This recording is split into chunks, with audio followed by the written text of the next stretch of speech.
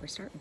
Oh, yay. Hello. Hi, how are you? I'm very conscious of that now, so I just gotta, just hang out with me. Okay. No, we're good. We're good. All right. All right, so today I am talking to Mark, who, and it's interesting because before we even started this, you're kind of like, are you sure you have the right guy? Like, why do you want to talk to me? And you have an amazing story. You do. We'll see. I guess we'll see. Well, because there's well, thank you. I mean, you do, because you're an overcomer. Absolutely. So to speak. So I overcame myself. Right. That's a great way to say it. Yeah. All it's right. true. So tell us a little bit about what you overcame. Well, I'm a recovering alcoholic and drug addict. I've been sober for 13 years. 13 years. Yeah, and some change. Let me think here real quick. It's April Fool. I actually put it on my arm. It's April Fool's Day of 05. Wow. Yeah. I You love can't that. really read it that much anymore, but which when I first did it, people thought that's a little presumptuous, and I thought, well, it's kind of about accountability and how silly I'd feel bellied up to some bar somewhere with April Fool's Day tattooed on my arm. So yeah, it's been 13 years, and what is that? What are we in? September? Yeah, 5 months. So That's amazing. That is a long it is. time. And when you first start this journey like that, you might as well say you're going to be sober infinity. Like, it's just insane. Like, when you start, a day seems impossible. So when you go back to before your journey of, becoming sober, do you remember, like, the day, like, where you're like, oh, shit, this is a problem?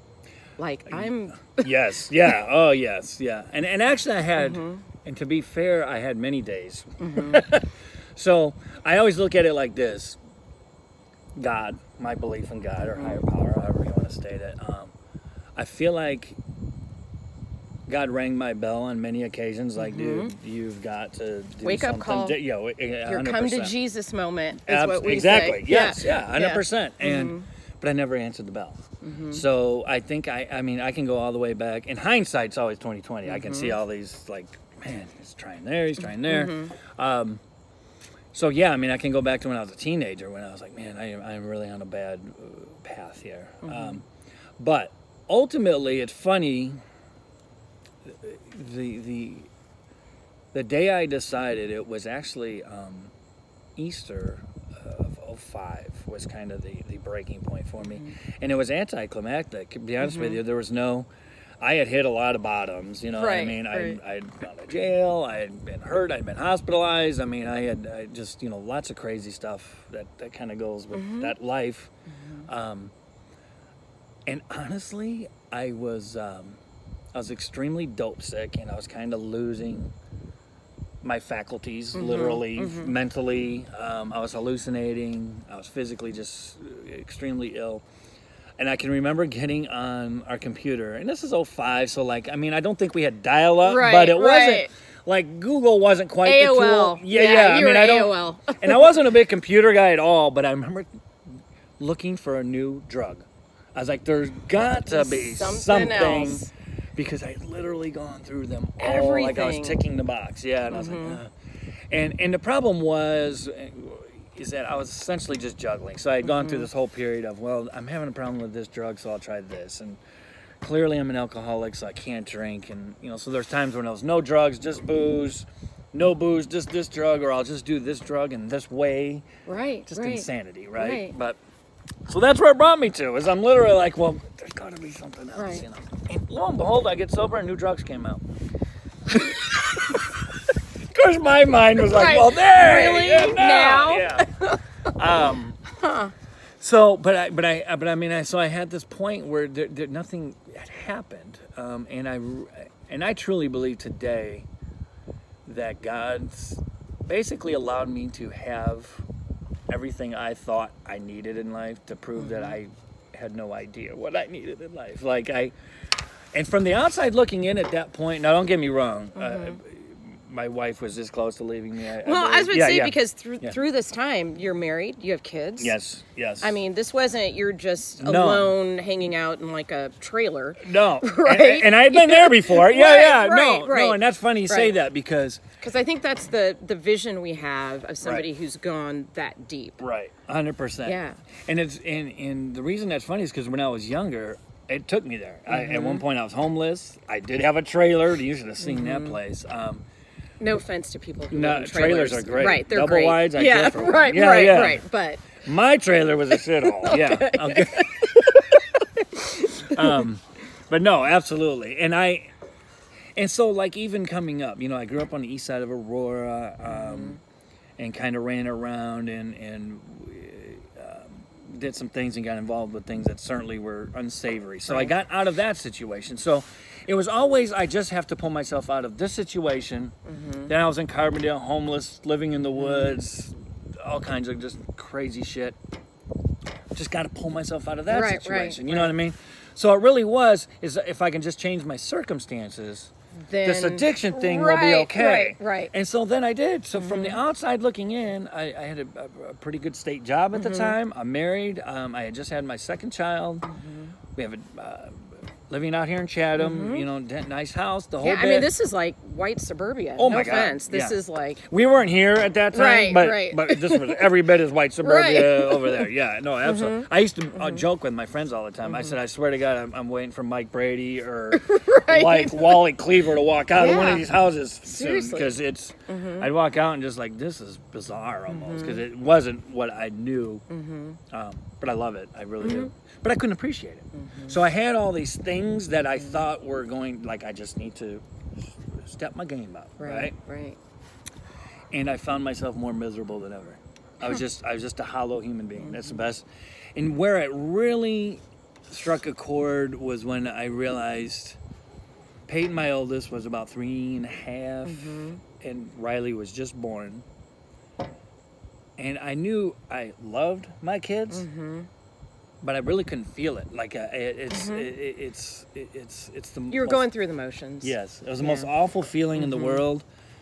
Even with my wife, you want to be a husband and a father, and or a son to my mom or whoever, just a citizen in general, right? And I was just a shell of a human being. And see, the one thing I will say about drug addiction or alcoholism, 6 to 1, half dozen of the other. You really do hit a point where it's not that I wanted to get high anymore. You have to. It's this, you know what I mean? And that's the trick of the brain. To try to feel something. Yes, to function. You get to a point where I could not function if I didn't have it.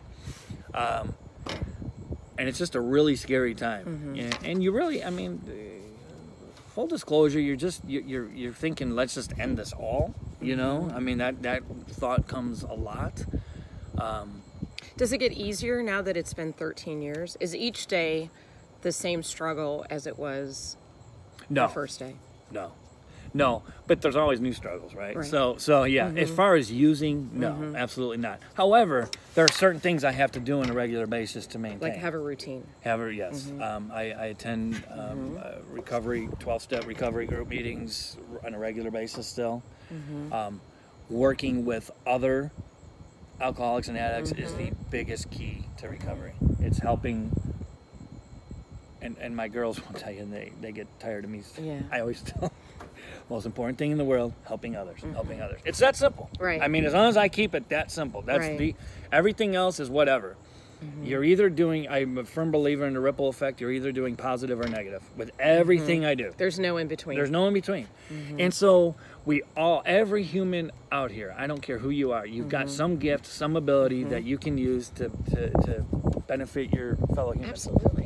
100%. And one of the gifts I've been given is sobriety. And I'm expected to then help others who've been down the same road and struggle in the same way to help them.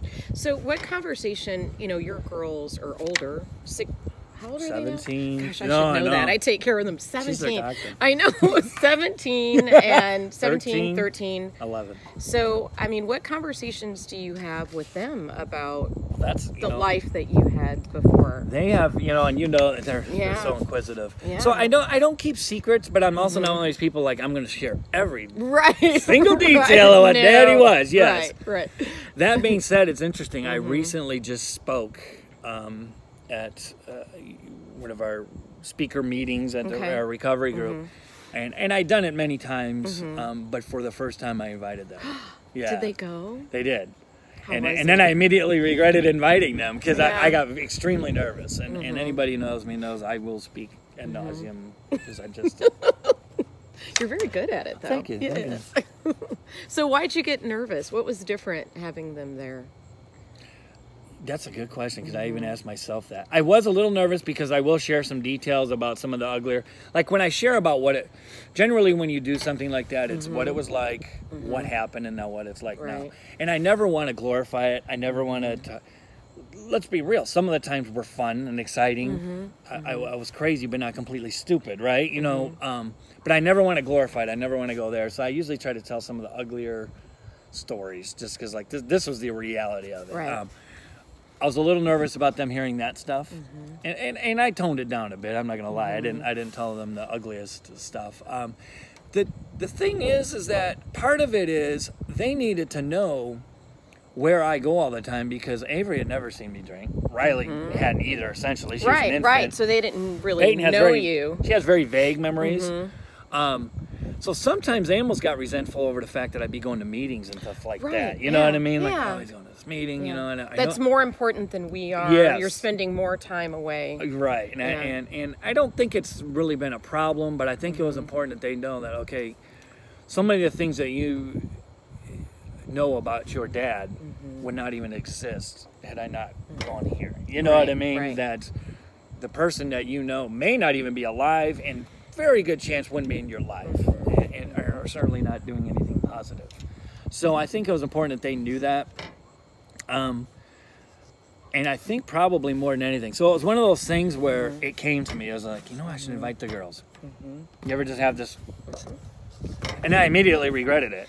And Peyton actually had to work, but she was able to get off early and she showed up about halfway through, which about broke me, I admit. So the most exciting part for them was they were hoping they'd see me cry. They always give me shit because they're like, we've never seen you cry. We've never seen you cry. Yeah. Which I've never said I don't want my daughters to see me cry. I just just hasn't happened. You know what I mean? Every now and again I've shut it. I was like, I remember when Lily died, I was tearful. But they want to see me like sob. They want to see me just go into convulsions, I think. So did you? I started to. I shed a tear or two. I ain't gonna lie, but I didn't go into the fetal position. Yeah.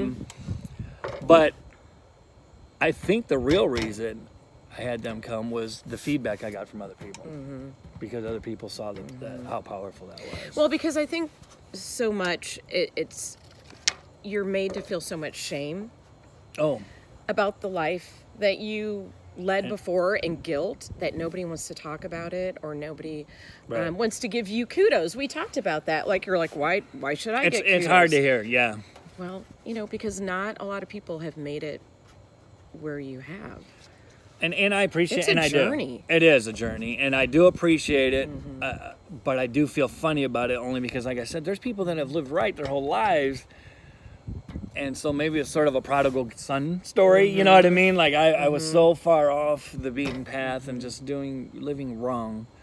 Why should I deserve extra credit for coming back and doing right? You know what I mean? Because you're very genuine, and it's a very real and raw story. So, I mean, I think that's what I appreciate. Because you know what, in this world, with social media, which we are using, it's all about what we think we should be. Oh gosh, yeah. But it's not what it really is. So I think that's what I appreciate most. Well, thank you. I appreciate that. You're very real. And that's a very scary part about recovery. And honestly, you know what recovery really is? It was a grown man figuring out what life really was about.